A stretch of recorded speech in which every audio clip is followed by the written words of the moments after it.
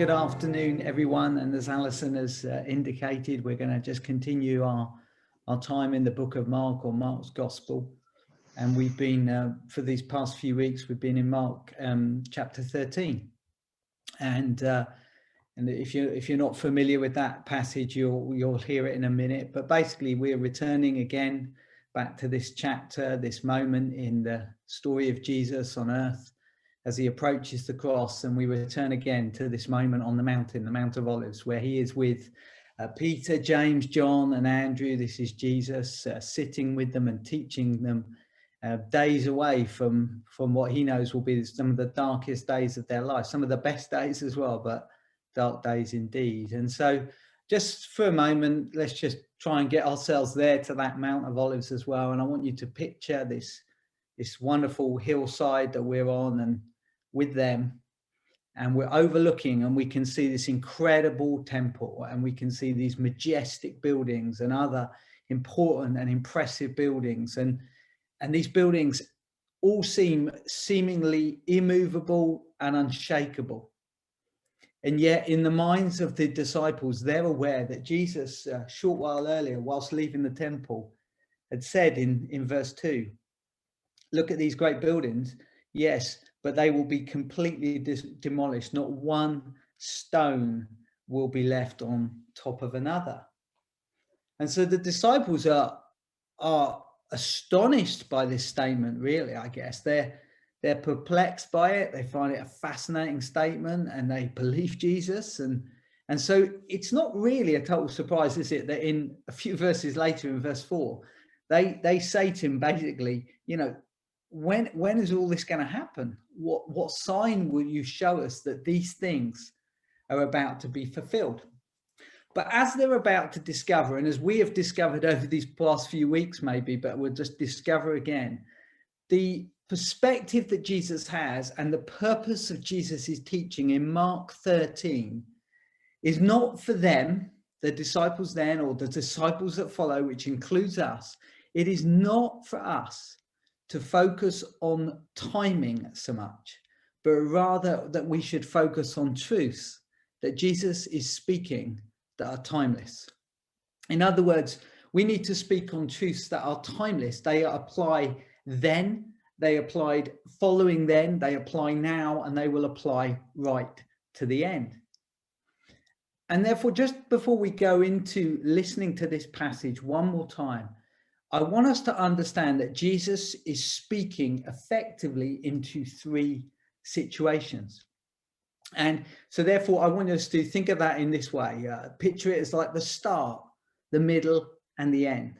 Or perhaps another way would be helpful for us is to imagine it's like a mountain range. And so at the start is one mountain, and then in the distance is this huge mountain as well. But actually in between are lots and lots of little mountains. Now, where the disciples are standing, as it were, and looking at this thing, they can only see the mountain at the start, and they can see the mountain at the end. But there is a whole load of mountains in the middle. And I thought I'd try and use a visual application here. So let me just, a visual image, sorry, that might help you. So this is the mountain at the end, this little block here. And this is the mountain at the beginning. But in between, there is a whole range of mountains. So what's happening in this chapter is this. Jesus, firstly, is speaking about the destruction of the temple and the ruining of Jerusalem in AD 70. And that's the first mountain, so to speak. Then secondly, he is speaking about the end, when he will return and all things will be made new, and a new heaven and a new earth, and the undeniable moment of his return. And that, as it were, is represented by the final mountain in the background, or this yellow block. But there is a third situation also that Jesus is speaking into in Mark chapter 13. And it's what I call this middle range, this gap between. The gap between Jerusalem in AD 70 and when Jesus returns. And if we think about it for a second, actually, the truth is most of his disciples following the cross have lived in that middle range. They've not only lived in that middle range, they've died in that middle range. And of course, there is a real possibility that we are not only are we now living in that middle range, that we may die in that middle range. In other words, we won't see that mountain at the end yet. But that's a helpful image to think about those three situations: the start, the middle, and the end. Jerusalem, history, Jesus' return, as we dive into Mark 13. So I'll ask Tom, and again, we're just going to hear from my lovely life group leader, Lucy. She's going to read that to us once again. And Tom's going to share that now, but let me just pray as we do. Lord, will you open our eyes? Will you open our eyes that we may see wondrous things from your word? Amen. Thank you, Tom. Mark chapter 13. As Jesus was leaving the temple that day, one of his disciples said, "Teacher, look at these magnificent buildings. Look at the impressive stones in the walls." Jesus replied, "Yes, look at these great buildings, but they will be completely demolished. Not one stone will be left on top of another." Later, Jesus sat on the Mount of Olives across the valley from the temple. Peter, James, John, and Andrew came to him privately and asked him, "Tell us, when will all this happen? What sign will show us that these things are about to be fulfilled?" Jesus replied, "Don't let anyone mislead you, for many will come in my name, claiming, 'I am the Messiah.' They will deceive many, and you will hear of wars and threats of wars, but don't panic. Yes, these things must take place, but the end won't follow immediately. Nation will go to war against nation, and kingdom against kingdom. There will be earthquakes in many parts of the world, as well as famines, but this is only the first of the birth pains, with more to come. When these things begin to happen, watch out. You will be handed over to the local councils and beaten in the synagogues. You will stand trial before governors and kings because you are my followers, but this will be your opportunity to tell them about me, for the good news must first be preached to all nations. But when you are arrested and stand trial, don't worry in advance about what to say. Just say what God tells you at the time, for it is not you who will be speaking, but the Holy Spirit. A brother will betray his brother to death, a father will betray his own child, and children will rebel against their parents and cause them to be killed. And everyone will hate you because you are my followers, but the one who endures to the end will be saved. The day is coming when you will see the sacrilegious object that causes desecration standing where he should not be. Reader, pay attention. Then those in Judea must flee to the hills. A person out on the deck of a roof must not go down into the house to pack. A person out in the field must not return, even to get a coat. How terrible it will be for pregnant women and nursing mothers in those days. And pray that your flight will not be in winter, for there will be greater anguish in those days than at any time since God created the world, and it will never be so great again. In fact, unless the Lord shortens the time of calamity, not a single person will survive. But for the sake of his chosen ones, he has shortened those days. Then if anyone tells you, 'Look, here is the Messiah,' or 'There he is,' don't believe it, for false messiahs and false prophets will rise up and perform signs and wonders so as to deceive, if possible, even God's chosen ones. Watch out. I have warned you about this ahead of time. At that time, after the anguish of those days, the sun will be darkened, the moon will give no light, the stars will fall from the sky, and the powers in the heavens will be shaken. Then everyone will see the Son of Man coming on the clouds with great power and glory, and he will send his angels to gather his chosen ones from all over the world, from the farthest ends of the earth and heaven. Now learn a lesson from the fig tree. When its branches bud and its leaves begin to sprout, you know that summer is near. In the same way, when you see all these things taking place, you can know that his return is very near, right at the door. I tell you the truth, this generation will not pass from the scene before all these things take place. Heaven and earth will disappear, but my words will never disappear. However, no one knows the day or hour when these things will happen, not even the angels in heaven or the Son himself. Only the Father knows. And since you don't know when that time will come, be on guard and stay alert. The coming of the Son of Man can be illustrated by the story of a man going on a long trip.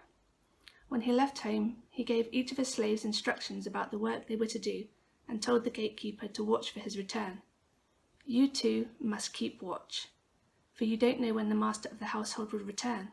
in the evening, at midnight, before dawn, or at daybreak. Don't let him find you sleeping when he arrives without warning. I say to you what I say to everyone. Watch for him. Thank you, guys. So what we're going to do is just pick it up from where Jesus begins to answer it, which is in verse 5, where he says, don't let anyone mislead you. Don't let anyone mislead you, for many will come in my name, claiming to be the Messiah. And what Jesus is doing initially, therefore, is, let me explain it like this. He is starting to answer generally. In other words, his focus is on the start, the middle, and the end. And in many respects, what Jesus is saying really is for them and for the generations that follow. And this is all the way, I think, till verse 13, which is where he says, but the one endures to the end will be saved. He's saying for them and for the generations that follow, this is how life is. But God will always be with you and will equip you. But every generation will hear things, see things, experience things that are disappointing, disheartening, painful, and at times just discouraging. Things that appear certain and immovable will not be as certain as many perceive, and there will be often times of shaking and things like that. And so in the last few weeks, we've heard, as it were, as Jesus is answering James, John, Andrew, and Peter, but we've heard that he's not just teaching them, and Peter's intention was to teach those first readers in around AD 70, when Jerusalem was going to be ruined and the temple destroyed. But actually, it was also to apply to all subsequent readers as well. That we should keep the best view. We should have a perspective, which means that we live with a view of eternity, that one day Jesus will return. But also, we heard last week that we are to stand on the right ground, as it were. So we're standing on the right ground by being on the mountain and having the right perspective, but also to stand on the right ground and be confident in Christ. He says, I will be with you. Don't worry.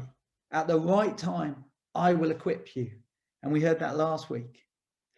And this week, really what I want to draw out is this, that we are not only to be in reality and live confidently, we are not only to live with a view of eternity, but the other part that comes out through Mark 13 is that we are to live carefully and purposefully. He says really in these verses right up to verse 13, all of his disciples, all of his followers will live in a world of disagreement, destruction, disaster, and will be suffer many things at times. But actually, he says, not only that, we will also face some spiritual dangers.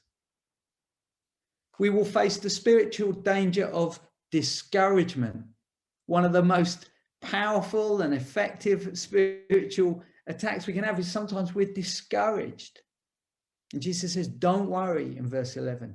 In other words, Jesus says, I will be with you. We know in other passages of the Bible, maybe we're familiar with it. He says, I will be with you always until the very end of the age. I will be with you always until the very end of the age. The other spiritual danger we might face here is distraction. He says, watch out. He says, be ready. You need to be switched on. You know, guys, one of the reflections I've had in this past few weeks is this. We think this has been a tough time. It's been a tough year nearly. But actually, there's times in history that have been even worse than this. And we as Christians and we as followers of Jesus can outrun and outlast COVID-19, even if it threw another 12 months at us, even if it threw another 3 or 4 years at us. We don't need to be distracted. We don't need to be discouraged, because he has spoken to us and he speaks to us through these pages of Mark chapter 13. The third spiritual danger we face is deception. Don't let anyone mislead you, he says, or don't let anything mislead you. We are so easily misled. Now, we might say, well, it's all about a person here. Don't let somebody claiming to be the Messiah. But we look for saviors in all sorts of areas of our life. He says, don't let anyone do that. Don't let anything mislead you. lovely phrase I heard not long ago. I think it was David Ellaby said in some context, but I thought it was brilliant. He's just talking about things that mislead us and ideas that we fall into the trap of believing. He says, yeah, great, it sounds nice, but is it true? We mustn't fall into that trap of following things that sound nice, but not asking ourselves, is this a timeless truth? And then from verse 14 in Mark 13, he says, the day is coming when you will see the sacrilegious object that causes desecration. Well, what Jesus is now doing is he is focusing on that first mountain. If before that he was answering generally for the start, the middle, and the end, he's now speaking into the start. AD 70, the destruction of Jerusalem and the temple.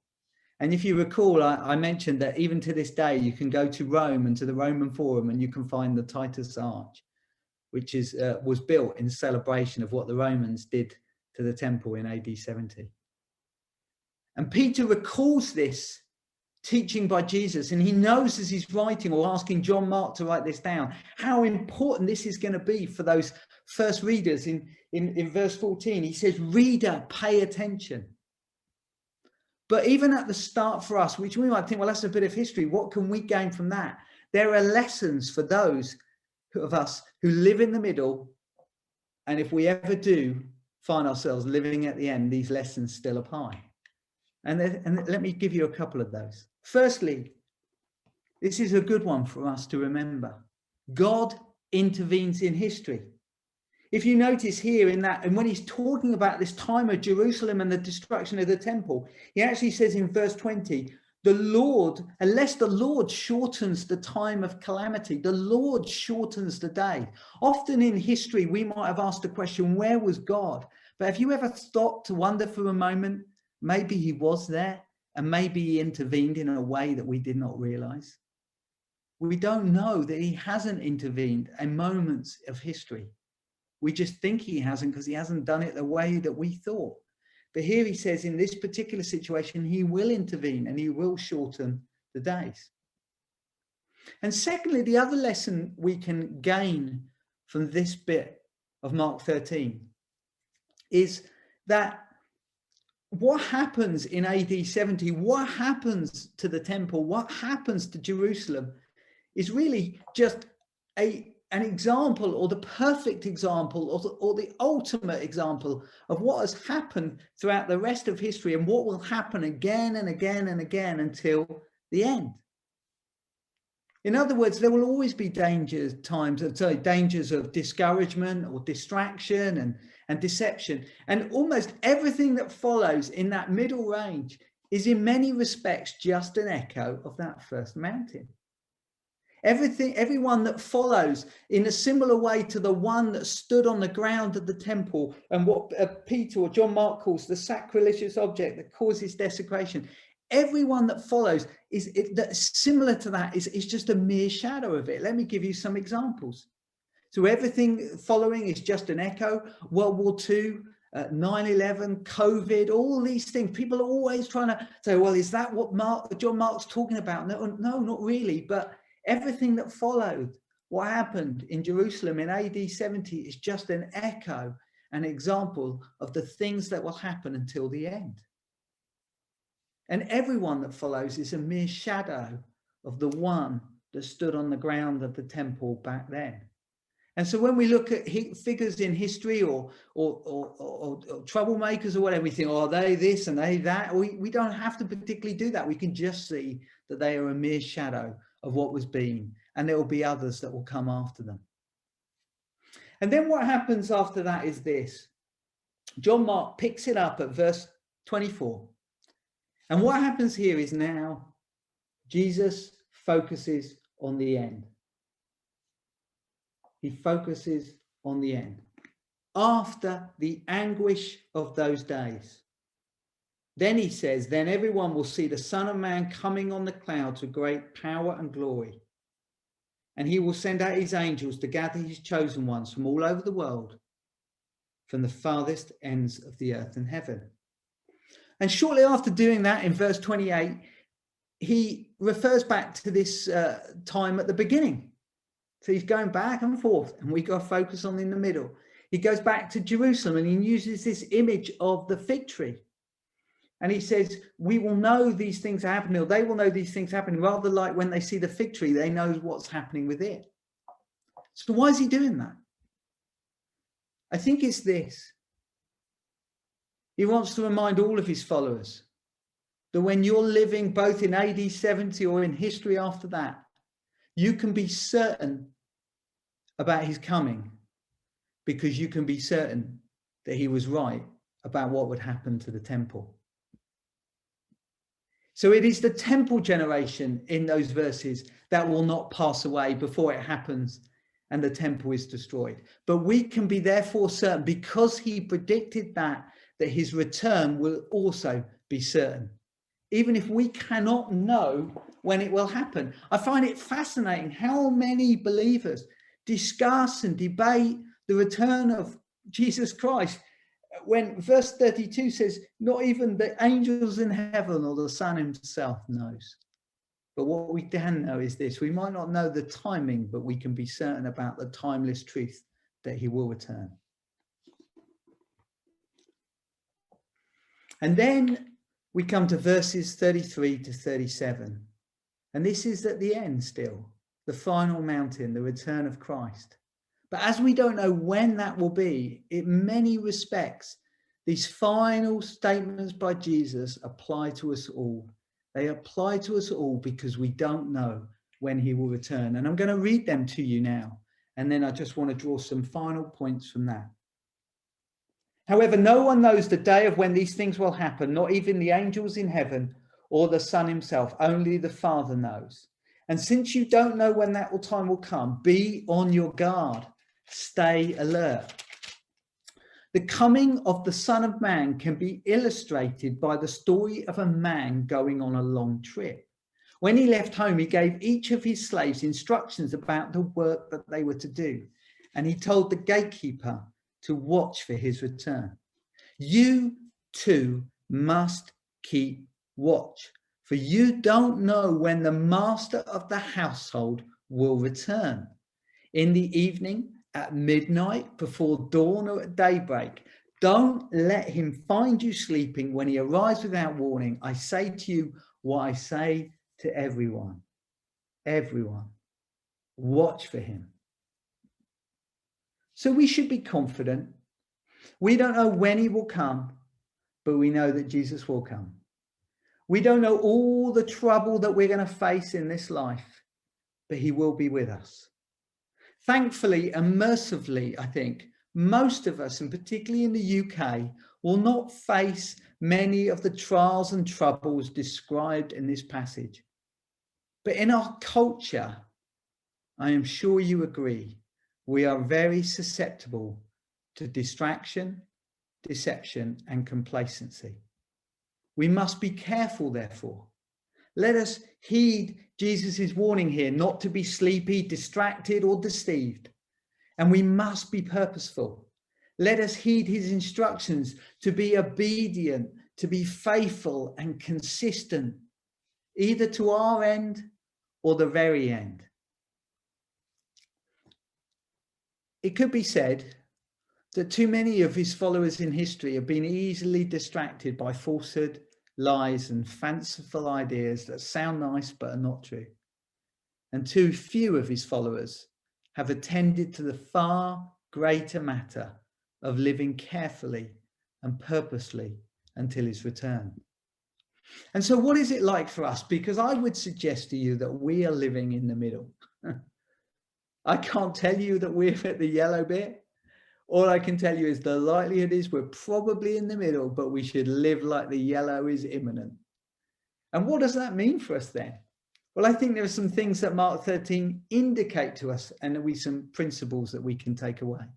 Number one, that we should be a follower who is committed to God's truth. Do you notice at the beginning of Mark 13, they call him teacher? The Bible and Jesus is there to teach us things. We live in a culture that says, well, you can define what truth is, but that doesn't make any sense. Truth is truth. And Jesus is the teacher of truth. And we should therefore be drawn to the scriptures to learn truth. We should be also then a follower who is committed to living within God's boundaries.